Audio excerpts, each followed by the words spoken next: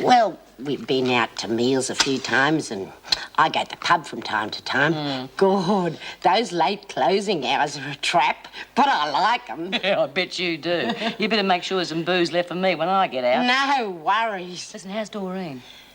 That's what I came to see you about. Why, what's wrong? Well, it's nothing that you could put your finger on exactly, but... Come on, what is it? Dor's got engaged. You don't say. Oh, that's wonderful. Well, I'll be buggered. Well, I don't know whether it is so good. It's this bloke, Kev. I reckon he's only after Dor for her money. What money? Her bloody inheritance. Oh, yeah. Well, what do you reckon? Well, how would I know? I haven't even met him. No. Look, I know you're worried, Lizzie, but... Well, Doreen's not exactly Tanya Verstack now, is she? Who? Tanya Miss Australia... Marilyn Monroe. Marilyn Monroe's dead. All I'm trying to say is she's not exactly the kind of girl that every bloke in the country's going to be racing around after. And if she really likes this bloke, well, that's the main thing, isn't it? Yeah, but Dor's only been out. Listen, I know you're worried, Lizzie. But if there is something wrong and we butt in, it's only going to make it worse. She's outside now, love. Things are different. Yeah.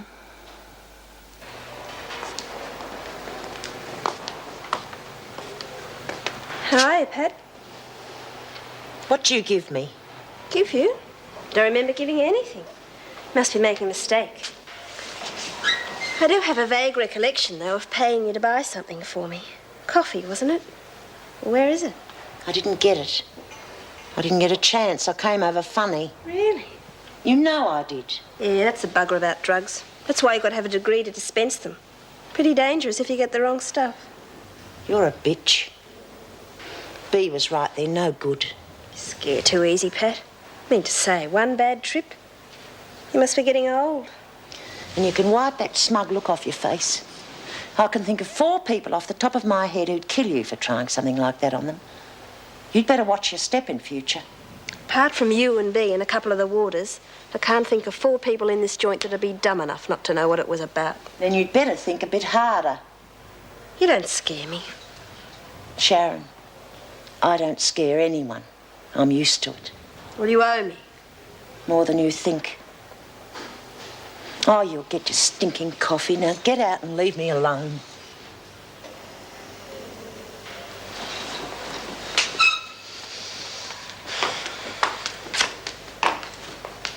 Oh, it's really terrific, Kevin, honest. I wasn't expecting anything like this. You sure you like it? Like it? I love it. Oh, great. Well, where's Lizzie? I want to see her face. Well, me too. She'll be as surprised as I was. Oh, no, she knew I was going to get you one. I told her this morning. What were you doing round here this morning? No, she came to see me. What for?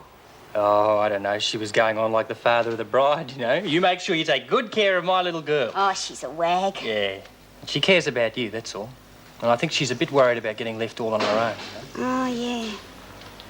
Lizzie, have a look at this. Oh, Dor. You did real well, Kev. It's a beauty. Oh, Lizzie, we're going to be all right. We're going to be real happy. Of course you are. No, you too. You're going to come and live with us. Isn't she, Kevin? Yeah, she'd better. Well, I wouldn't want to be in the way. Oh, you wouldn't be in the way. It'd be just like having a mum-in-law around the place. Well, I hope I do better than that. Oh, it's going to be good, oh. G'day. Hi. Hey, what's all this then? Oh, it's...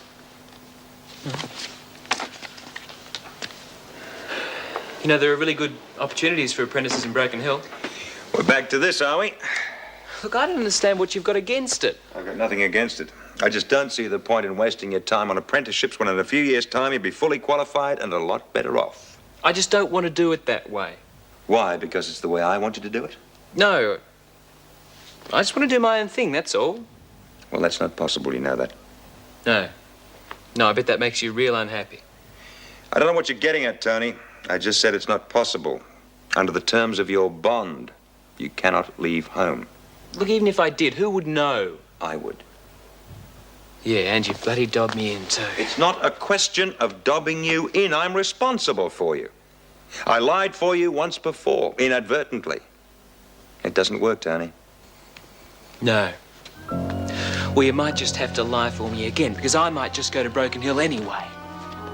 Tony!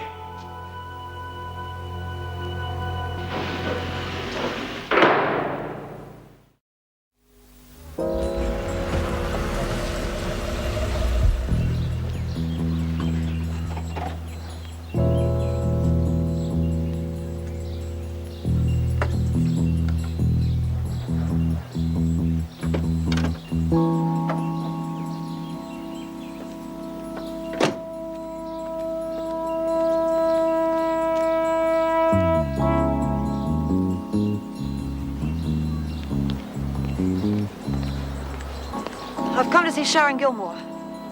I'm her sister. According to the inventory, there are no drugs missing from the surgery cabinet. So they have to have been smuggled in? Yes. Well, the big questions are who, by, and where are they now? I mean, we've virtually torn the place apart. They could have all been used by the time you made the search. Yes, I suppose so. And according to the condition of some of the women, particularly Pat O'Connell, there's absolutely no doubt that drugs were involved. Well, in my opinion, the simplest way to resolve the matter is to confine all the women to their cells. Well, that way whoever's got the drugs will be stuck with them. And if they start using them, we'll know who she is. We might get someone annoyed enough to spill the beans. Yes, that's a good idea. I'm almost certain that Sharon Gilmore has a great deal to do with it.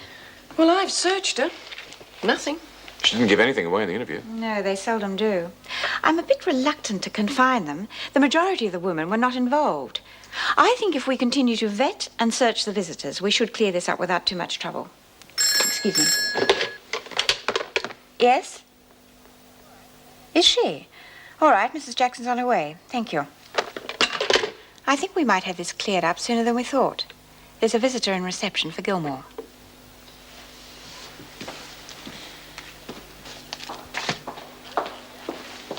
Good morning. Hello? I'm sorry, but I'm afraid you're going to have to be searched. It's perfectly all right. It's quite routine. Now, if you'd accompany the officer behind the screen. Oh, excuse me. I'll take that. Oh, it's not mine. You know, the money's not mine. It's all right. You'll get it back.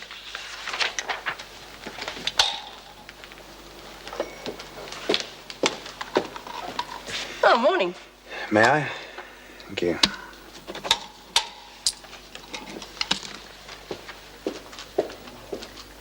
Sorry I spoke. Oh, that seems okay. You can give it back when she leaves. All right. I'll take you to the interview room. Will you go and get Gilmore, please? Follow me.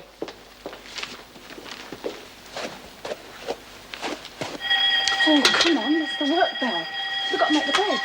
Stickler for the rules, aren't you? Oh, they drive me mad. So why bother? Because if you don't follow the rules, you don't get no privileges. What privileges? Well, like seeing my baby, for one, and I'm not risking that. We could be in enough trouble if Pat O'Connell tells the screws about the drugs. Stop worrying. Pat's not going to lag. Besides, the place will be back to normal soon, and we'll have the screws off our backs then. Do you reckon?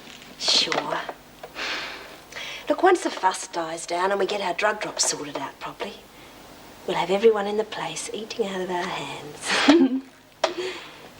You worry too much, you know that? So settle down. What's going on? Nothing. Nothing at all. You've got a visitor, Gilmore. Your bed should be made by now, Latham.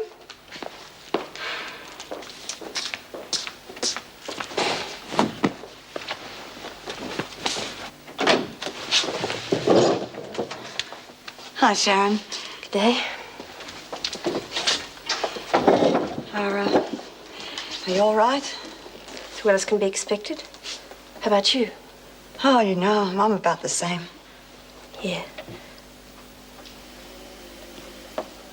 I thought you might have enough. Great, Judy. Just great. I'm sorry, Sharon. What's it like outside? The weather? Oh, not bad, you know. I don't get out that much anymore. No. I'm sharing a cell with a really nice girl. Oh, are you? Yeah, she's just had a baby. Except the poor little thing was premature. Oh, that's too bad, yeah. Is it going to be all right? apparently. Anyway, this friend of mine, she's really sweet.